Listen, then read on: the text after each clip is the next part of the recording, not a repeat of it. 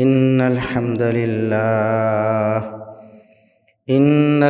لله نحمده ونستعينه ونستغفره ونعوذ بالله من شرور أنفسنا ومن سيئات أعمالنا. من يهده الله فلا مضل له ومن يضلل فلا هادي له. أشهد أن لا إله إلا الله وحده لا شريك له وأشهد أن محمدًا عبده ورسوله. اللهم صل على محمد وعلى آل محمد كما صليت على إبراهيم وعلى آل إبراهيم إنك حميد مجيد.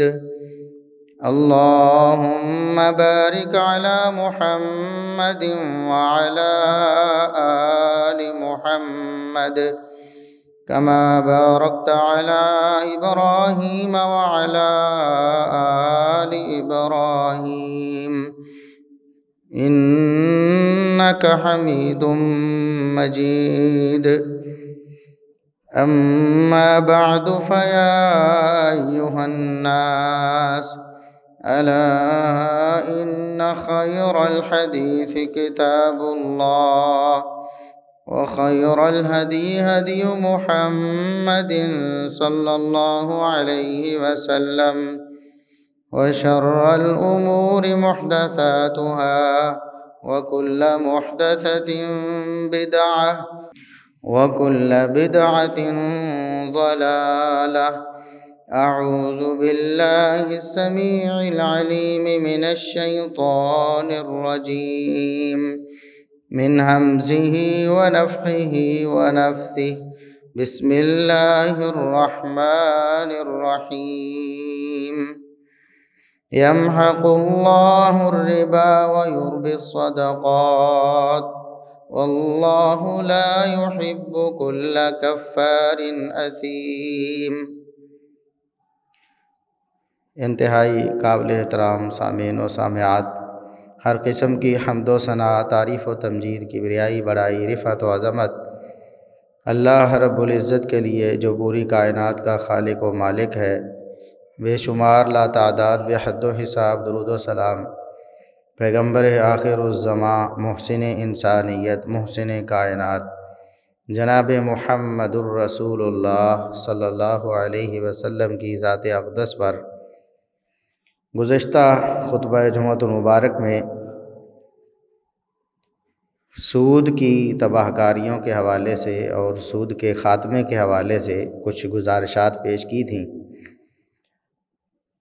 تو جہاں اللہ رب العزت نے سود کی ہلاکت کا تذکرہ فرمایا، جہاں اللہ رب العزت نے بتایا کہ اللہ رب العزت سودی معاملات کو ختم کرتا ہے، ان کو بے برکت کرتا ہے، ان میں نحوست ڈالتا ہے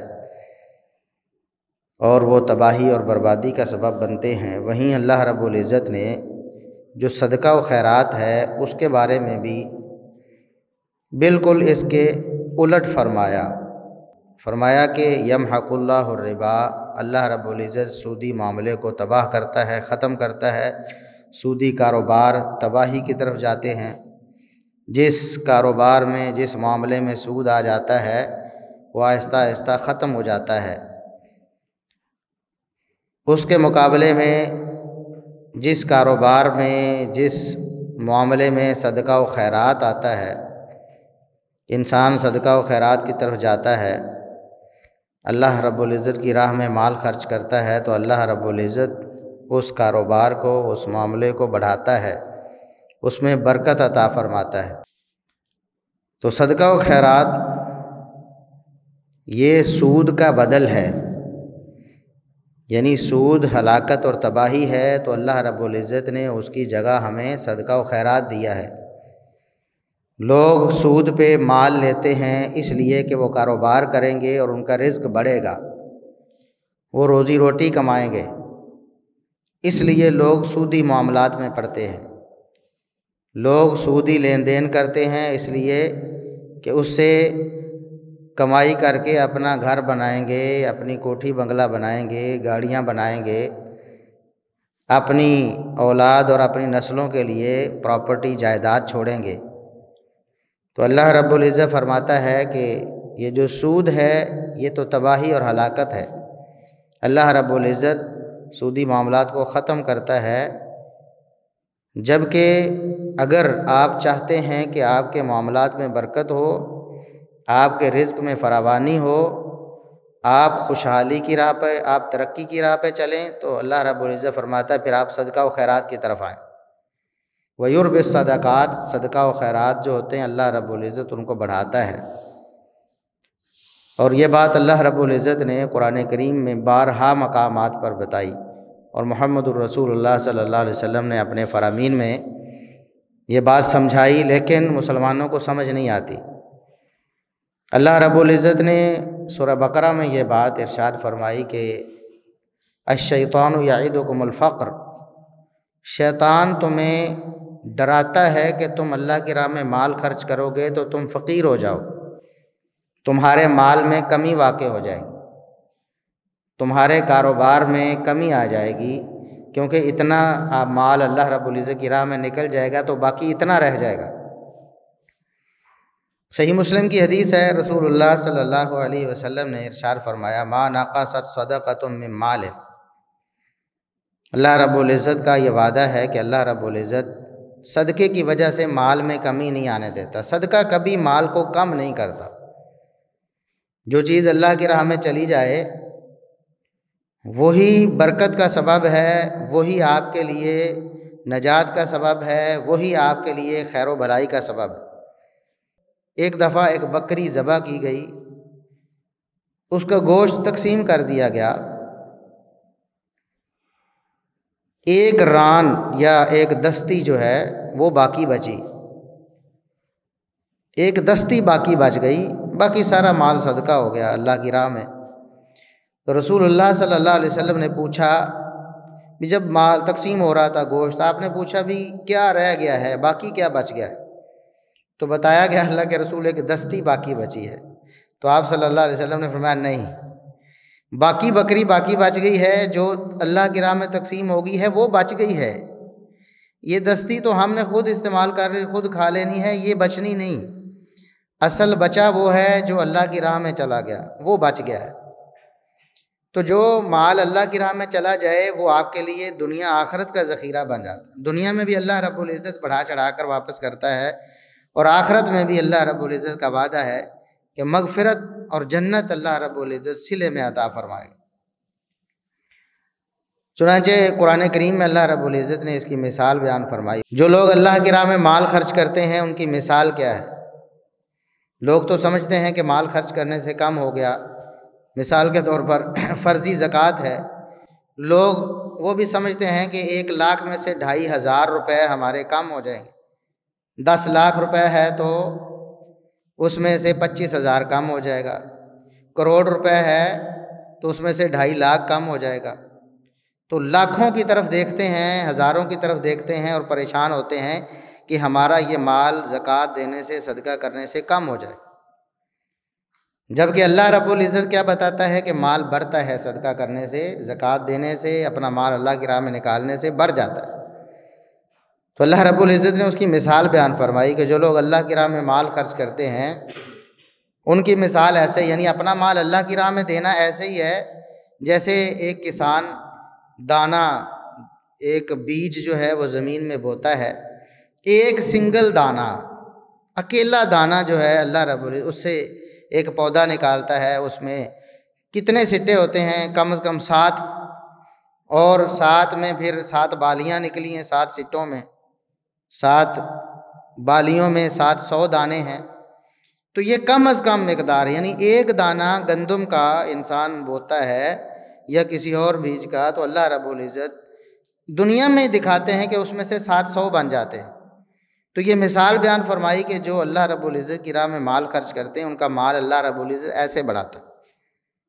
ایسے اللہ رب العزت اس میں برکت دیتا ہے کہ وہ کم از کم 700 تو بن جاتے ہیں۔ واللہ یضاعف لمن یشاء، اور اللہ رب العزت جس کو چاہے 700 سے بھی زیادہ دے دیتا ہے۔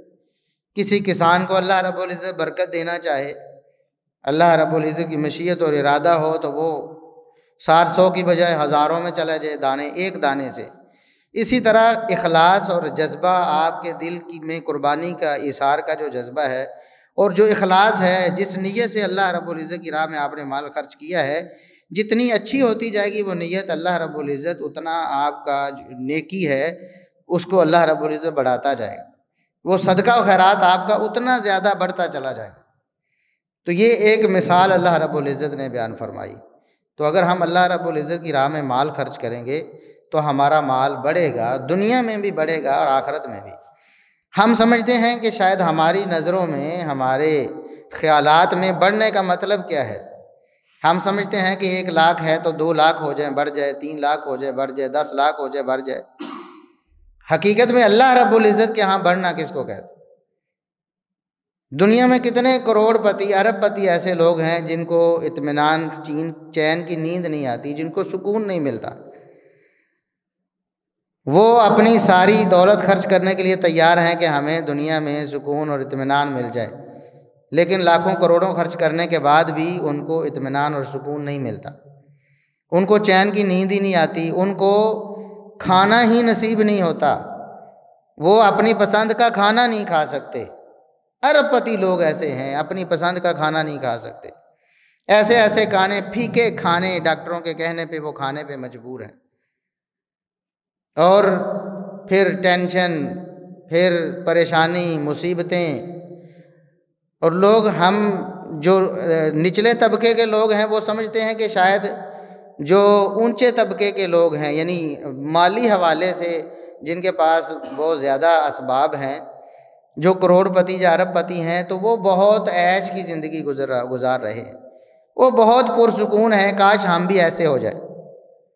حالانکہ بہت سے ارب پتی ایسے ہیں، بہت سے کھرب پتی ایسے ہیں جو بہت پریشانی کی زندگی بسر کر رہے ہیں، اور ایک غریب آدمی ان سے کروڑ گنا زیادہ اطمینان اور سکون کی زندگی بسر کر۔ اصل میں اس کی وجہ کیا ہے؟ ہم جو سمجھتے ہیں کہ برکت یہ ہے، اس کی وجہ ہماری مادیت پرستی ہے۔ ہم نے مال کو سب کچھ سمجھ لیا، ہم نے روپے پیسے کو سب کچھ سمجھ لیا، ہم نے اسباب کو، جائیداد کو، پراپرٹی کو، بینک بیلنس کو، بنگلے کو، گاڑی کو، ہم نے اس کو سارا کچھ سمجھ لیا۔ حالانکہ یہ کچھ بھی نہیں ہے۔ ایسے لوگ جن کے پاس بے شمار گاڑیاں ہیں، جن کے پاس بے تحاشا پراپرٹی، بینک بیلنس ہے، ایسے لوگ خودکشی کر کے اپنی زندگی ختم کرتے ہم نے دیکھے، آن دی ریکارڈ موجود ہیں۔ بہت بڑے بڑے شہرت یافتہ لوگ، بڑے بڑے مالدار لوگ، وہ دنیا میں جینا نہیں چاہتے، اتنے تنگ آ گئے، اتنے بیزار ہو گئے زندگی سے کہ اپنی زندگی ختم کرنے کے درپے ہو جاتے۔ تو اصل میں ہم جس کو، یا لوگ جس کو سمجھ لیتے ہیں نا کہ شاید مال کی جو فراوانی ہے، زیادہ روپے پیسے، زیادہ نوٹ جس کے پاس ہیں، زیادہ پراپرٹی جس کے پاس ہے، جیسے بینک بیلنس ہے یا بنگلے ہیں جس کے پاس، یہ بڑی گاڑیاں ہیں، شاید یہ برکت ہے اور یہ خیر اور بھلائی ہے۔ ایسا نہیں ہے۔ اللہ رب العزت کسی کو روکی سوکھی دے دیتا ہے، تھوڑا مال دے دیتا ہے، لیکن اس کو اطمینان اور سکون مل جاتا ہے۔ یقین کریں اربوں خربوں سے بہتر ہے۔ اصل میں تو ہماری دنیا کی زندگی آخرت کی تیاری ہے، جنت حاصل کرنی ہے، جہنم سے بچنا ہے۔ تو اس کے لیے ہمیں لمبے چوڑے مال، لمبی چوڑی جائیدادیں، لمبے چوڑے بنگلوں کی ہمیں ضرورت نہیں ہے، اور دنیا میں بھی دنیا کی زندگی گزارتے ہوئے ہمیں سکھ، امن اور چین چاہیے، اطمینان چاہیے۔ وہ ہمیں اللہ رب العزت کی فرما برداری میں ملے گا، وہ صدقہ و خیرات میں نصیب ہوگا۔ محمد الرسول اللہ صلی اللہ علیہ وسلم اس دنیا کے سب سے مطمئن فرد تھے، اس میں کوئی شبہ نہیں۔ یعنی جتنا اطمینان محمد الرسول اللہ صلی اللہ علیہ وسلم کو حاصل تھا، دنیا میں کسی کو کبھی حاصل نہیں ہوا اور نہ قیامت تک حاصل ہونا۔ لیکن کیا آپ کے پاس روپے پیسے کی ریل بھیل تھی؟ کیا آپ کو ارب پتی کھرب پتی تھے؟ اللہ رب العزت کی سب سے پسندیدہ مخلوق میں سے ہستی محمد الرسول اللہ صلی اللہ علیہ وسلم، سب سے پسندیدہ ہستی۔ اگر اللہ رب العزت کی رحمت برکت کا معیار مال دولت ہوتا تو محمد الرسول اللہ صلی اللہ علیہ وسلم دنیا کے سب سے بڑے لینڈ لارڈ ہوتے، سب سے بڑا بینک بیلنس آپ صلی اللہ علیہ وسلم کا ہوتا، سب سے بڑی پراپرٹی آپ کے پاس ہوتی، سب سے مہنگی گاڑیاں آپ کے پاس ہوتی، آسائشیں آپ کے پاس ہوتی. لیکن آپ صلی اللہ علیہ وسلم تو اللہ رب العزت سے یہ دعا کرتے رہے کہ یا اللہ ہمیں اتنا مال دے جتنا ہمارے گزارے کے لیے کافی. زیادہ مال دولت فتنہ ہے، آزمائش ہے اللہ رب العزت کی طرف سے. جن کے پاس زیادہ مال ہے اللہ رب العزت کے ہاں ان سے سوال ہونا ہے اس مال کے بارے میں بھی، کہاں سے کمایا، کہاں خرچ کیا. اس سوال کا جواب بھی دینا ہے. اس میں کمی کوتاہی پر اللہ رب العزت کے عذاب کا بھی انسان مستحق بن سکتا ہے. اس لیے محمد الرسول اللہ صلی اللہ علیہ وسلم اس کائنات کے سب سے مطمئن فرد ہیں، لیکن مال دولت کی کوئی طمع نہیں، بلکہ آپ صلی اللہ علیہ وسلم کے پاس مال آ جاتا ہے جو آپ کی اپنی ملکیت بنتا ہے، اللہ رب العزت کی طرف سے مال فے آ جاتا ہے، یا دوسرا کوئی مال آ جاتا ہے تو اللہ کے رسول صلی اللہ علیہ وسلم اس کو 3 دن اپنے گھر میں نہیں رکھتے، 3 دن مکمل ہونے سے پہلے اس کو اللہ کی راہ میں خرچ کر دیتے. تو ہم سمجھتے ہیں کہ شاید اطمینان اور سکون مال دولت میں ہے، خیر اور بھلائی، سکون اور چین مال دولت میں ہے، جبکہ اللہ رب العزت کے ہاں ایسا نہیں. بالکل متوسط طبقے کے بلکہ نچلے طبقے کے مال کے حوالے سے لوگ بڑی مطمئن زندگی گزار لیتے ہیں، اور بڑے بڑے مالدار جو ہیں کھرب پتی، وہ دنیا میں مصیبتیں اور آزمائشیں برداشت کر کے بلکہ اپنی زندگی ختم کر کے دنیا سے جانا چاہتے ہیں. تو ہمیں یہ سوچنا چاہیے کہ اللہ رب العزت کی برکت ہمیں کیسے ملے. تھوڑے پیسے ہیں اللہ رب العزت نے اس میں برکت دے دی ہے، آپ کھا لیتے ہیں، آپ استعمال کر لیتے ہیں، آپ صدقہ و خیرات کر لیتے ہیں. اور ایک بہت زیادہ مالدار ہے، وہ لالچی ہے، وہ اس کو ہر وقت مال کا طمع ہے، وہ کنجوس ہے، وہ ہر وقت مال جمع کرنے کی لالچ میں ہے، مال جمع کرتا رہتا ہے، سارا کچھ چھوڑ کے دنیا سے چلا جاتا ہے. یہ اس میں کوئی خیر اور بھلائی نہیں. تو رسول اللہ صلی اللہ علیہ وسلم نے ہمیں جو تعلیم دی ہے وہ صدقہ و خیرات کی، اور اللہ رب العزت بھی فرماتا ہے وَيُرْبِ الصَّدَقَاتِ، صدقہ و خیرات اللہ رب العزت کے پسندیدہ چیزیں، جن معاملات میں صدقہ و خیرات، جن کاروبار میں صدقہ و خیرات چلا جاتا ہے، داخل ہو جاتا ہے، اللہ رب العزت اس کو بڑھاتا ہے، پھر اس میں برکت دیتا ہے، پھر تھوڑے میں اللہ رب العزت گزارا کر دیتا ہے. مصیبتیں نہیں آتی، پریشانیاں نہیں آتی، بڑی بڑی بیماریوں سے اللہ رب العزت بچا لیتا ہے، بڑی بڑی آزمائشوں سے بچا لیتا ہے. تو اس لیے اللہ رب العزت کی راہ میں مال خرچ کرنا یہ ہمارے لیے خیر ہے، یہ بھلائی ہے، اسی میں اطمینان اور سکون ہے، اسی میں ترقی اور خوشحالی ہے. تو ہمیں سودی معاملات کو ختم کر کے صدقہ و خیرات کی طرف آنا چاہیے. یہ اللہ رب العزت نے ہمیں متبادل دیا ہے کہ آپ اگر سود کی طرف اس لیے جانا چاہتے ہیں کہ مال دولت جمع کرنا ہے تو اللہ رب العزت صدقہ و خیرات سے بھی دے دیتے. وہ باغ والے کا قصہ صحیح مسلم میں رسول اللہ صلی اللہ علیہ وسلم نے بیان فرمایا. پہلی امتوں میں ایک شخص جا رہا تھا، راستے میں اس نے آواز سنی، بادل سے آواز آ رہی، اوپر سے آواز آئی. بادل کو کہا جا رہا تھا کہ اس کی حدیقہ تھا فلان، کہ بادل تو جا کر فلاں شخص کے باغ کو پانی دے. وہ شخص بڑا حیران ہوا، ایسا تو آج تک نہیں ہوا. ابھی ایسا بھی کبھی ہوتا ہے کہ بادل کو حکم ہو اور بادل کسی باغ میں جا کے پانی برسائے، خاص طور پر اس باغ کو سیراب کرے؟ بس اس نے کہا میں دیکھوں تو صحیح. وہ بادل اوپر موجود تھا، وہ جیسے جیسے بادل چل رہا تھا اس کے پیچھے پیچھے چلنا شروع ہوا. تھوڑا آگے گیا تو ایک نشیبی زمین میں، پتھریلی زمین میں بارش برسی، بادل اس نے اپنا پانی نچوڑ دیا، پانی نیچے آ گیا. ایسی پتھریلی زمین میں جہاں زمین اس کو جذب نہیں کر سکتی تھی، یعنی سارے کا سارا پانی اللہ رب العزت نے جس باغ کے لیے اس کو حکم دیا تھا، بادل نے بالکل اس کی تعمیل کی. پتھریلی زمین میں پانی برسا ہے اور پتھر پہ پانی اندر نہیں جذب ہوتا بلکہ سارا کا سارا لڑک کر آگے جاتا ہے. پھر آگے نالے میں پانی گیا، نالا چلتا چلتا، بندہ بھی پیچھے ہے، ایک باغ میں وہ نالا داخل ہو گیا. اور اگلی اس کی حیرانی کی انتہا یہ نہ رہی کہ اس نے دیکھا کہ آگے جو باغ والا شخص ہے وہ پہلے اس نے وہ کسی اٹھائی ہوئی ہے اپنے کندھے پہ، اور وہ اپنے باغ کی جو کھالیاں ہیں ان کو درست کر رہا ہے. ٹھیک ہے، ان کے وہ منہ سیدھے کر رہا ہے کہ ادھر سے پانی جانا ہے، ادھر آنا ہے، پہلے اس نے سیراب ہونا، پھر اگلی کیاری میں، پھر اگلی کیاری میں۔ اور زیادہ حیران ہوا کہ بھئی اس کو بھی پتہ ہے کہ بادل سے پانی آنا ہے اور میرے باغ نہیں، اس سے سیراب ہو جانا ہے۔ اس نے سارا ماجرا دیکھا، اس سے رہا نہ گیا، اس نے کہا اللہ کے بندے مجھے تو بتا تیرا عمل کیا ہے، کیوں ایسا ہوا؟ کبھی ایسا نہیں ہوا کہ اللہ رب العزت نے بادل کو کہا ہو اور بادل نے خاص طور پر ایک کھیت کو، ایک باغ کو سیراب کیا ہو۔ اتنا اہتمام اللہ رب العزت کی طرف سے تمہارے لیے کیوں ہو رہا ہے، اس کے بارے میں مجھے بتاؤ۔ اس نے کہا کہ اگر آپ نے پوچھ لیا ہے چلو آپ کو بتا دیتا ہوں، ویسے تو میرا یہ اور اللہ کا معاملہ ہے، لیکن آپ نے پوچھا ہے تو آپ کو بتا دیتا ہوں کہ اس باغ کا جو پھل آتا ہے نا، میں جیسے ہی اس کو کاشت کرتا ہوں، جو آمدن آتی ہے اس کو میں 3 حصوں میں تقسیم کرتا ہوں۔ ہم تو سمجھتے ہیں نا، مال آیا ہے کہیں سے تو سارا کا سارا جوڑ لو، ذخیرہ کر لو، اس کو بینک میں رکھ دو، اس کو فلاں انویسٹ کر دو، فلاں پلاٹ میں، فلاں مکان میں، فلاں جگہ پہ، تاکہ آمدن کا ذریعہ بن جائے۔ تو وہ شخص کہتا ہے کہ جب میری آمدن آتی ہے، باغ کا پھل میں اتارتا ہوں، تو جتنی بھی آمدن اس کو میں 3 حصوں میں تقسیم کر لیتا ہوں۔ ایک حصہ سب سے پہلے اللہ کی راہ میں، ایک حصہ، تیسرا حصہ اللہ کی راہ میں دے دیتا ہوں، کیونکہ جو اللہ رب العزت خالق ہے، مالک ہے، جس نے اس باغ کو اس نے پھل دینا ہے، جس نے مجھے رزق دینا ہے، میں اسی کو لوٹا دیتا ہوں۔ جس نے دیا ہے اسی کا دیا ہوا سب تباہ ہو جاتا، تب بھی گزارا ہوتا۔ لوگوں کی سینکڑوں ایکڑ فصلیں تباہ ہو جاتی ہیں، آندھی طوفان اور اولے اور پتہ نہیں کیا کیا مصیبتیں، بیماریاں دنیا میں آتی ہیں، سیلاب کی نظر ہو جاتی ہیں، تب بھی تو گزارا ہوتا ہے، لوگ گزارا کرتے ہیں۔ تو جس اللہ نے مجھے خیر و عافیت سے یہ سارا مال دے دیا اور مجھے برکت دی، میں اس اللہ کو ایک حصہ لوٹا دیتا ہوں، باقی 2 حصے رہتے ہیں۔ ایک حصہ میں اسی باغ پہ دوبارہ لگا دیتا ہوں، ظاہر ہے دوبارہ کھیتی باڑی کرنی ہے، بیج لگانا ہے، محنت کرنی ہے۔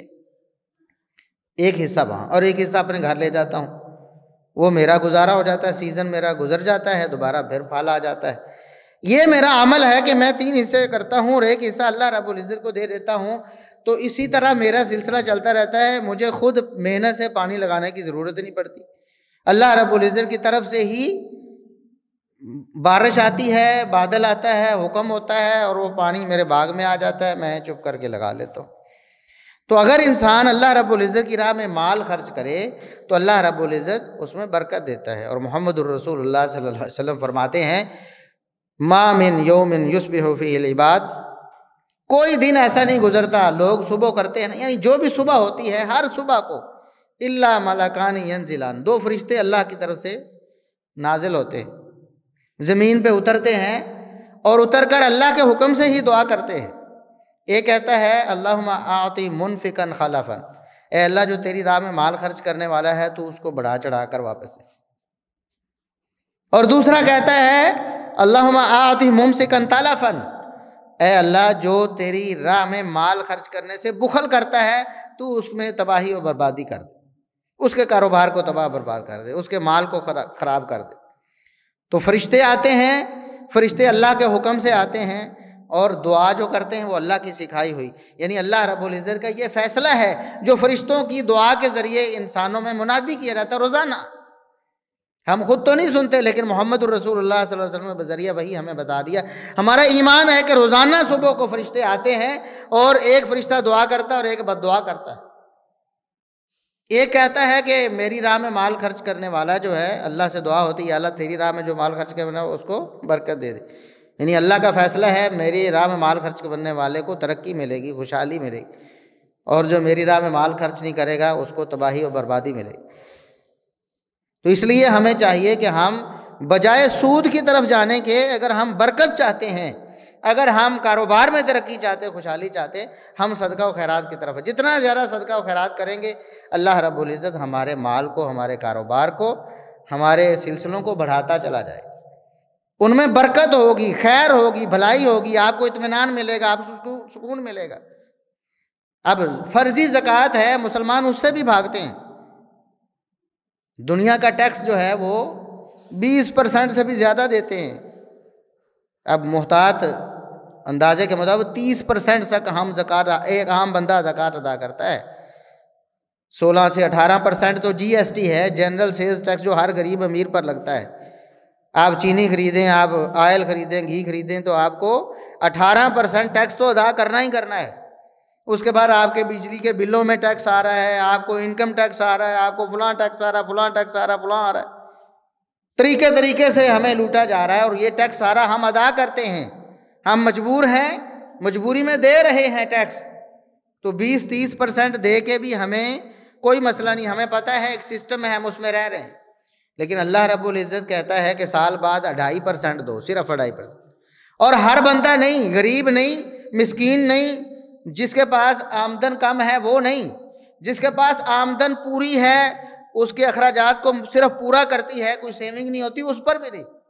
لاکھوں کماتا ہے اور لاکھوں کھا جاتا ہے مہینے کے، کوئی زکوٰۃ نہیں۔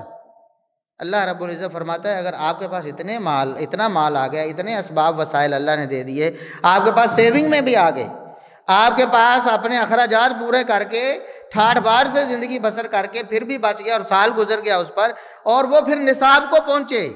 یہ نہیں کہ مال تھوڑا ہو، سونا ہے تو وہ 7 تولے سے زیادہ ہو، چاندی ہے تو 52 تولے سے زیادہ ہو، مال ہے تو چاندی کے حساب سے، رقم ہے تو اس کو دیکھ لیں۔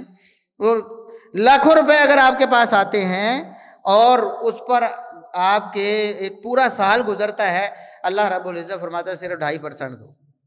اور مسلمان اس کو دینے سے ہاتھ کھینچتے ہیں، کہتے ہیں لاکھ میں سے 2,500 چلا جائے گا، کروڑ میں سے 2.5 لاکھ چلا جائے گا، تو یہ بہت بڑا خسارہ ہے ہمارے لیے۔ یہ اصل میں الشیطان یعدکم الفقر، شیطان تمہیں ڈراتا ہے کہ اللہ کی راہ میں مال خرچ کرو گے تو تمہارا مال کم ہو جائے گا، تم کنگال ہو جائے گے۔ واللہ یعدکم مغفرۃ منہ وفضلا، اللہ رب العزت کیا مغفرت کا بھی وعدہ دیتا ہے اور فضل کا، یعنی بڑھا چڑھا کر دینے کا وعدہ کرتا ہے۔ اللہ رب العزت برکت کا وعدہ کرتا ہے۔ اس لیے ہمیں چاہیے ہم اللہ رب العزت کی راہ میں اپنا مال خرچ کریں، اس سے ہمارے کاروبار میں ترقی ملے گی، دنیا ہماری سدھرے گی، ہماری آخرت سدھرے گی۔ اور رسول اللہ صلی اللہ علیہ وسلم نے فرمایا قیامت کا دن ہوگا، ہر شخص سے اللہ رب العزت خود کلام فرمائے گا، اللہ اور بندے کے درمیان کوئی ترجمان نہیں ہوگا، ڈائریکٹ بات کرنا ہوگی اس خالق اور مالک سے۔ قیامت کے دن اللہ رب العزت غصے میں بھی ہوں گے، کون سامنا کرے؟ اللہ رب العزت بغیر ترجمان کے ڈائریکٹ بندے سے بات کریں گے، سوال کریں گے، پوچھیں گے یہ کیوں کیا ہے، فلاں فلاں کام کیوں نہیں کیا؟ تو اللہ کے رسول صلی اللہ علیہ وسلم فرماتے بندہ دائیں دیکھے گا، صرف وہی نظر آئے گا جو اس نے آخرت کے لیے ذخیرہ کیا ہے، نیک اعمال، صدقہ و خیرات، سب کچھ وہ نظر آئے گا اور کچھ نہیں نظر۔ بائیں دیکھے گا کچھ نظر نہیں آئے گا سوائے اپنے نیک اعمال کے، اگر کیے ہیں تو۔ سامنے دیکھے گا جہنم نظر آئے گی منہ کھولے ہوئے۔ فرمایا کہ اس وقت اگر اللہ کے غضب سے بچنا چاہتے ہو، اتقوا النار ولو بشق تمرہ، ایک کھجور کا ٹکڑا بھی اپنی استطاعت کے مطابق، آپ کے پاس استطاعت اتنی ہے، آپ نے کھجور کا ٹکڑا دے دیا ہے، تب بھی اپنے آپ کو آگ سے بچاؤ، یعنی آپ کا صدقہ و خیرات آپ کو جہنم کی آگ سے بچانے کا ذریعہ بنے۔ اللہ سے دعا ہے کہ اللہ رب العزت ہمیں صدقہ و خیرات کرنے کی توفیق عطا فرمائے۔ وآخر دعوانا ان الحمد للہ رب العالمین۔